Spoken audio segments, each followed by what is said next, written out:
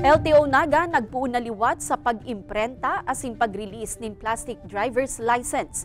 Inisyal na nasa 45,000 na plastic driver's license card na resibi kan LTO Bicol.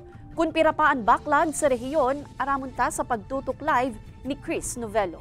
Chris?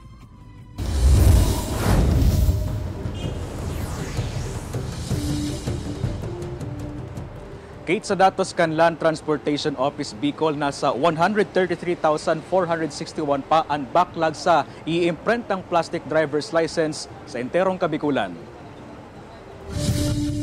Alas 6 pasanan ning aga nakapila na subot sa LTO Naga District Office si Ricardo Opeña kan Milaor, Camarines Sur. Inabutan ng cut-off kasudma si Ricardo kaya inamayan kaini na magpasiring sa opisina para maribayan na nin plastic card at sa ing papel na lisensya na tulumbulan na niyang ginagamit. Porta kung mabasa niyo, di malalapa niyo. Kaya po, itong plastic ka, magayon. Nagpuon na kaya liwat ang LTO Naga District Office sa pag-imprent asin pag-release nin mga plastic driver's license. Kaya poon pa kasuod maruso na ang mga nagpapasiring sa opisina para marilisan nin plastic DL cards.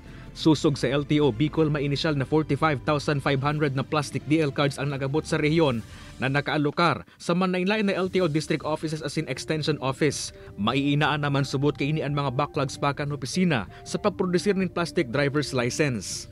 So sa initial, yan mo na ang tinasatuya. Suffice na yan para makover so backlog na. And at the same time, makataong card sa mga marinyo, ma-apply ng license.